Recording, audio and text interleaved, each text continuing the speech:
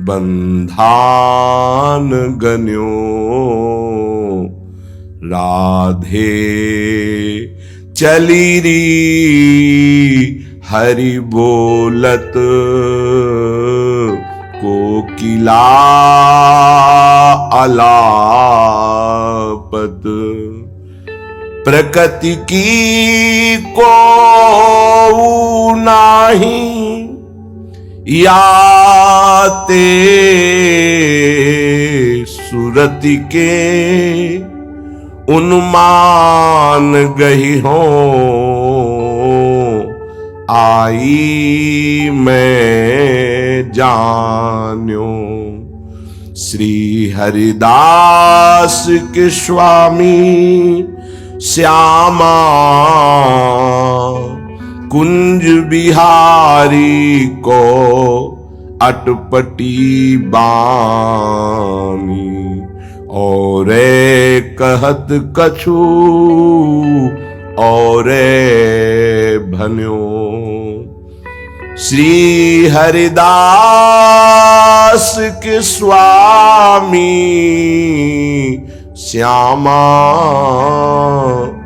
कुंज बिहारी की अटपटी बानी ये और कहत कछु और भन्यो। राधे चली री हरि बोलत कोकिला अलापत सुरदेत पंछी राग बन्यो।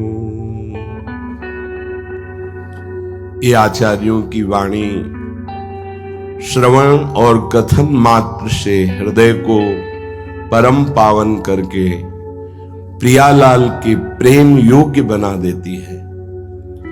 जो बिहारी बिहारिन जी की रूप माधुरी, लीला माधुरी, नित्य विहार रस है, वो किसी अन्य साधन से प्राप्त नहीं होता। वाणी जी के गायन मात्र से ही ऐसी बुद्धि में योग्यता आ जाती है कि ये लीलाएं चिंतन में आने लगती हैं। नहीं तो बड़े बड़े योगींद्र मुनींद्रों के भी चिंतन में ये लीला नहीं आती जो श्री ललिता अवतार स्वामी श्री हरिदास जी महाराज के लिमाल जी में गायन कर रहे हैं। वंशी अवतार हित सजनी स्वरूपा श्री हितजू महाराज श्रीमद चतुराशी जी में गायन कर रहे हैं। ये अद्भुत महाप्रेम रस स्वरूप है। प्रयास करें कि ये लीलाएं हमारी कभी वाणी से, हमारी श्रवणेंद्री से, हमारे चिंतन से कभी दूर ना हो। इनमें एक अद्भुत रस भरा है। अभी हमारी हर इंद्री दूषित हो गई है। विषयों का भोग करने से, विषयों का चिंतन करने से जो मलिन अंतःकरण, मलिन इंद्रियां हैं, ये वाणी जी बहुत जल्दी निर्मल कर देती है। एक एक शब्द श्यामा श्याम के प्रेम रस से भरा हुआ है। एक एक शब्द ये प्रेम का बीज मंत्र है। श्याम श्यामा प्रगट, प्रगट अक्षर निकट, प्रगट रस स्रवत अति मधुर बानी। जैसे कोई अर्थ जानना चाहे कि इसका अर्थ क्या है, तो ना वाणी से बोला जा सकता है और ना किसी की सामर्थ्य की बुद्धि के द्वारा, तर्कना के द्वारा जान सके। ये प्रेम समाधि में जो सखियों ने दर्शन किया, वही प्रियालाल की लीलाओं को लिखा। तो आप भी जब तक प्रेम समाधि में नहीं पहुंचते, तब तक इन लीलाओं का रहस्य नहीं जान सकते। जैसे श्री लालजू महाराज ब्रज लीला में, वंशी में क्लीन, क्या अर्थ है इसका? अगर आप इस बीज मंत्र को देखें तो संपूर्ण प्रेम इसमें समाया हुआ है। ये अर्थ का विषय नहीं है, ये कृपा का विषय है। कृपा से वाणी जी प्रकाशित होती है। इसलिए हम वृंदावनवासी, श्यामाजू के चरण उपासी, नित्य विहार रस के भजन में अपनी मन बुद्धि को लगाने वाले, वाणी और नाम दो की प्रधानता अपने जीवन में बना ले। परिणाम ऐसा जो आप सोच नहीं सकते वो आपको मिलेगा, पर अन्य संग ना होने पावे, नहीं तो नाम वाणी में निष्ठा नहीं आ पाएगी। अलग अलग भावनाओं के संत भगवान हैं, भक्त हैं। अपनी अपनी भावनाएं आचार्य परंपरा से ठीक से चला जाए तो सिद्धावस्था की प्राप्ति होती है, पर यह समस्त भावनाओं का सिरमौर स्वरूप है। जैसे सर्वम खलमिदं ब्रह्म, तो हमारे यहां शांत रस, फिर दास्य रस, फिर सख्य, वात्सल्य, गोपी, फिर सहचरी। अब हमें जब वृंदावन नित्य विहार रस का भजन करने वाला कोई रसिक मिले, तभी अपनी सर्वनेंद्रिय देनी है, तभी अपना मन बुद्धि देना है। नहीं तो बस जो हमें गुरु प्रताप से मंत्र मिला है, नाम मिला है, वाणी जी मिली है, उसी में हम अपने हृदय को रमण कराएं, रात दिन एक कर दें। ज्यादा समय नहीं है, पता नहीं किस क्षण मृत्यु आ जाए। यदि लीला गायन, श्रवण, मनन, अब फिर कोई परवाह नहीं, पक्का मानिए, कोई परवाह नहीं। आप चिंता न कीजिए, आपको वो प्राप्त होगा जो बड़े बड़े योगेंद्र मुनीन्द्र वंदना करते हैं और याचना करते हैं, वो वाणी जी प्रदान कर देगी। श्रीपाद प्रबोधानंद जी महाराज कह रहे हैं, इसी ठसक में बोल रहे हैं, कह रहे कामम वासो भवतु नरके चेन महानंद कंदे। कैसी अद्भुत बात कह रहे हैं कि मेरी एक कामना है, ये महा आनंद कंद, कंद कहते हैं मूल को, जो महा आनंद का मूल श्यामा श्याम की लीलाएं हैं, इनका नाम है, इनका मंत्र है। श्रवणेंद्री बार बार अंदर से इनका पान करती रहे। श्रीमद वृंदावन गुणगणई पूर्यतम ते कर्णरंध्रा। कहीं मुझे वृंदावन का आश्रय मिल जाए और वास मिल जाए, और मेरी श्रवणेंद्री इन वाणियों का गायन श्रवण करती रहे, मुझे अब कोई परवाह नहीं।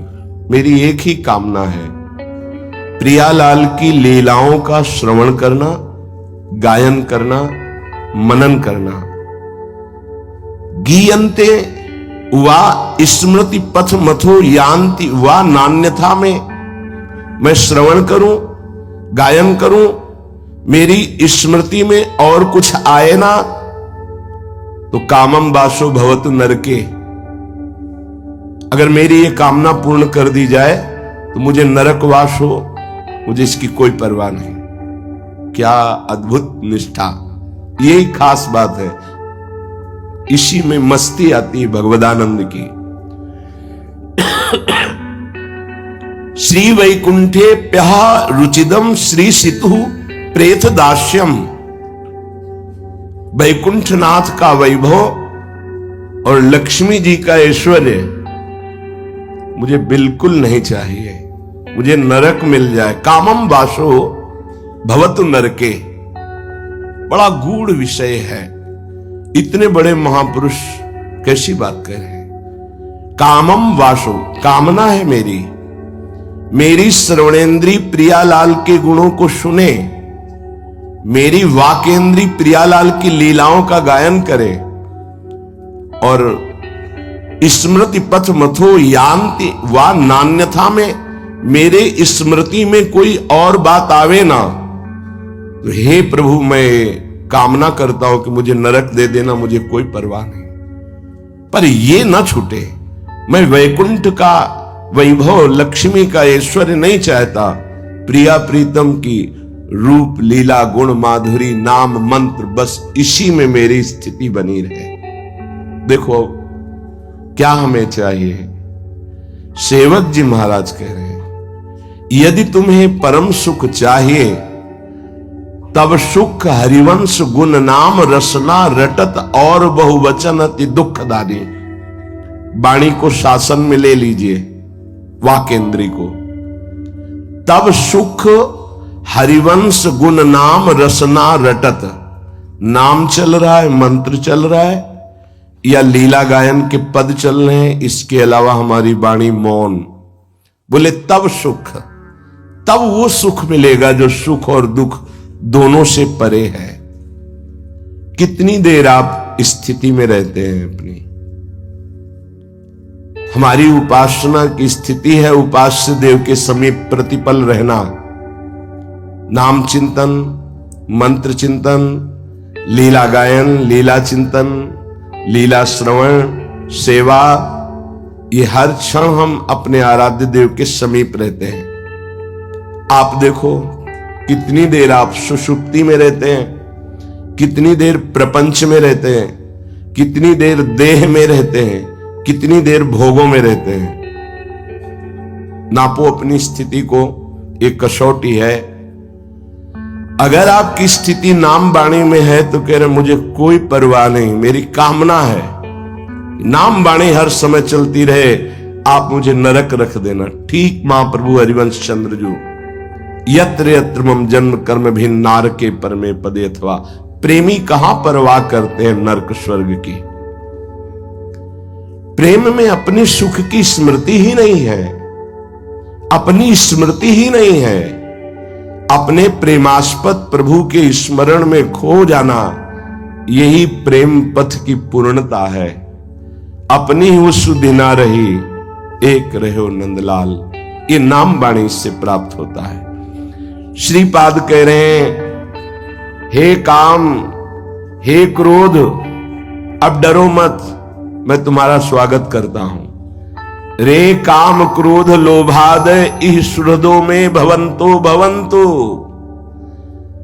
आ जाओ तुम्हारा उद्धार कर देंगे।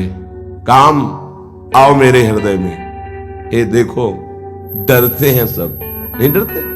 काम क्रोध लोभ मोह मद मत्सर, ये क्या कह रहे हैं? रे काम क्रोध लोभाद इह सुहृदों में भवंतो भवंतु, त्याज्याना देह पातम सतत मति समालिंगय मानंदयंतु। आओ मैं तुम्हारा आलिंगन करता हूं। काम क्रोध लोभ मोह मद मत्सर मेरी देह में वास करो, कोई फर्क नहीं पड़ता। क्यों? अब तुमको भी प्रेम में डुबो देंगे। हमारी प्रियाजू के चरण हमारे हृदय में आ गए। आओ, पहले डरते थे कि कहीं तुम हमको प्रियाजू से अलग न कर दो, अब डर नहीं है क्योंकि गोरे चरणारविंद की ठसक आ गई है। आ जाओ तुम्हारा स्वागत है, और पूरे जीवन भर तुम्हें रखेंगे अपने अंदर। त्याज्याना देह पातम, जब तक शरीर नहीं छूटेगा तब तक तुम्हें कभी निकालेंगे नहीं। और सततमपि समालिंगय मानंदयंतु, सदैव तुम्हारा आलिंगन किए रहेंगे। काम क्रोध लोभ मोह मद मत्सर, आओ तुम्हें हम प्रेम में डुबो देते हैं। ये स्थिति महापुरुष की। सब डरते हैं काम क्रोध लोभ मोह मद मत्सर से। श्रीपाद प्रियाजू के प्रेम में डूबे हुए कह रहे हैं कि तुम्हारा सब जगह तिरस्कार होता है ना साधकों के द्वारा, आओ मैं तुम्हारा आदर करता हूं। जब तक मेरा शरीर रहे मेरे अंदर रहो, अब कोई फर्क नहीं, तुमको भी प्रेम में बना दूंगा, क्योंकि प्रियालाल के चरणारविंद हृदय में है। अब हमको कोई परवाह नहीं। चेष्टाभिश्चेन निजाभि कथमपि परमम वंद्यमा पाद्य वृंदारण्ये धन्येन। वैसे तो तुम अपनी चेष्टाओं से सदैव बंधन प्रदान करते हो। हे काम क्रोध लोभ मोह मद मत्सर, जिसके हृदय में तुम जाते हो उसको माया से बांधकर दुर्गति कराते हो, तुम्हारा स्वभाव है। पर मैं तुम्हें प्रेम बंधन में बांधूंगा। ये है प्रियालाल के चरणारविंद की प्रेम की स्थिति। आह्वान कर रहे हैं, ऐ काम क्रोध लोभ मोह मद मत्सर, तुम आओ हमारे हृदय में रहो, तब तक रहो जब तक मेरा देह पात ना हो जाए।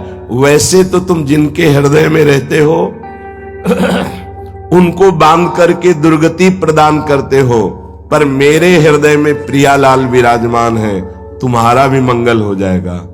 काम क्रोध लोभ मोह मद मत्सर का भी मंगल करने की सामर्थ्य भगवत प्रेमी महात्मा में है। श्रीधाम वृंदावन कोई भाग्यवान पुरुष आश्रय लेता है तो ऐ काम तुम भी भाग्यशाली बनो, हमारी देह में आके वास करो। कितनी बड़ी बात है, ये बहुत बड़ी बात है। सब डरते हैं इन शत्रुओं से, लेकिन प्रेमी महापुरुष इनको आमंत्रण का मतलब समझ रहे हो? संसारिक भाषा में युद्ध करने। प्यारे भक्तों, आप सभी को मेरा प्रेम भरा प्रणाम। आज की कथा का विषय बहुत ही रोचक और ज्ञानवर्धक है। आज हम जानने का प्रयास करेंगे कि हिंदू धर्म, ईसाई धर्म और इस्लाम धर्म, इन तीनों में सबसे पुराना धर्म कौन सा है। लेकिन इस विषय को समझते समय हमें एक बात हमेशा याद रखनी चाहिए कि सभी धर्मों का सम्मान करना हमारा कर्तव्य है। धर्म का उद्देश्य किसी से नफरत करना नहीं, बल्कि मनुष्य को सत्य, प्रेम, दया और अच्छे कर्मों की ओर ले जाना है। आज की कथा को अंत तक अवश्य सुनिए, क्योंकि हम केवल यह नहीं जानेंगे कि कौन सा धर्म कितना पुराना है, बल्कि यह भी समझेंगे कि सच्चा धर्म आखिर होता क्या है। बहुत समय पहले एक गांव में 3 मित्र रहते थे। तीनों एक दूसरे से बहुत प्रेम करते थे। पहला मित्र हिंदू परिवार से था, दूसरा मुस्लिम परिवार से और तीसरा ईसाई परिवार से। तीनों बचपन से साथ खेलते, साथ पढ़ते और सुख दुख में एक दूसरे का साथ देते थे। एक दिन गांव में एक विद्वान संत आए। उनकी चर्चा सुनने के लिए दूर दूर से लोग आए। संत जी ने धर्म, ईश्वर और मानवता के बारे में बहुत सुंदर बातें कही। संत जी की कथा समाप्त होने के बाद तीनों मित्र उनके पास पहुँचे। पहले मित्र ने पूछा, महाराज जी, संसार में बहुत से धर्म हैं, क्या आप हमें बता सकते हैं कि हिंदू, ईसाई और इस्लाम, इनमें सबसे पुराना धर्म कौन सा है? संत जी मुस्कुराए। उन्होंने कहा, बेटा, प्रश्न अच्छा है, लेकिन इसका उत्तर केवल एक शब्द में नहीं दिया जा सकता। पहले यह समझना होगा कि हम धर्म की शुरुआत किस आधार पर मान रहे हैं। तीनों मित्र ध्यान से संत जी की ओर देखने लगे। संत जी ने बोले, इतिहासकारों और समान ऐतिहासिक परंपरा के अनुसार इन तीनों संगठित धार्मिक परंपराओं में हिंदू धर्म की जड़ें सबसे प्राचीन मानी जाती है। ईसाई धर्म की शुरुआत लगभग 2000 वर्ष पहले ईसा मसीह के शिक्षाओं से जुड़ी हुई है। इस्लाम धर्म की शुरुआत 7वीं शताब्दी में पैगंबर मोहम्मद साहब की शिक्षाओं से जुड़ी है। लेकिन फिर संत जी ने हाथ उठाकर कहा, परंतु बेटा, केवल पुराना होना किसी की श्रेष्ठ या नया होना किसी की छोटा नहीं बनाता। सच्ची श्रेष्ठता मनुष्य के आचरण में होती है।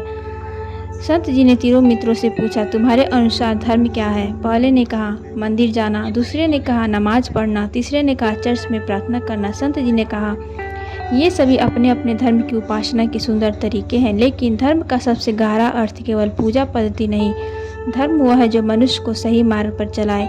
यदि कोई व्यक्ति मंदिर जाता है लेकिन किसी गरीब को दुख देता है तो अपने आचरण का विचार करना चाहिए। यदि कोई व्यक्ति नमाज पढ़ता है लेकिन दूसरों से नफरत करता है तो उसे अपने व्यवहार को सुधारना चाहिए। यदि कोई व्यक्ति प्रार्थना करता है लेकिन किसी कमजोर इंसान की सहायता नहीं करता तो उसे भी अपने कर्मों को देखना चाहिए। संत जी ने बोले, ईश्वर को केवल शब्द नहीं चाहिए, ईश्वर को मन की सच्चाई चाहिए। हिंदू धर्म की परंपरा अत्यंत प्राचीन मानी जाती है। इसकी कोई एक निश्चित स्थापना तिथि केवल एक स्थापना नहीं माना जाता। इसकी परंपराएं बहुत लंबे समय में विकसित हुई है। और ईसाई धर्म की शुरुआत ईसा मसीह की शिक्षाओं और उनके जीवन से जुड़ी धार्मिक परंपरा से जुड़ी हुई है। इसमें प्रेम, क्षमा, दया और सेवा की विशेष महत्व दिया गया है। इस्लाम धर्म की शुरुआत 7वीं शताब्दी में अरब क्षेत्र में पैगंबर मोहम्मद साहब की शिक्षाओं से जुड़ी है। इस्लाम में एक ईश्वर में विश्वास, इबादत, दया, दान और अनुशासित जीवन को विशेष महत्व दिया गया है। यदि हम इन तीनों धार्मिक परंपराओं को समान ऐतिहासिक दृष्टि से देखें तो हिंदू धर्म की सबसे जड़ी महत्व प्राचीन मानी जाती है। लेकिन इस उत्तर का केवल किसी को घमंड या किसी दूसरे धर्म को छोटा समझने की भूल नहीं करना चाहिए। तो भक्तों, आज का ये प्रवचन प्रेमानंद जी महाराज का आपको कैसा लगा? यदि आपने अंत तक इस प्रवचन को सुना तो कमेंट बॉक्स में राधे राधे ज़रूर लिखें और हमारे चैनल को सब्सक्राइब ज़रूर करें ताकि इसके बाद का वीडियो सबसे पहले आप तक पहुँचे।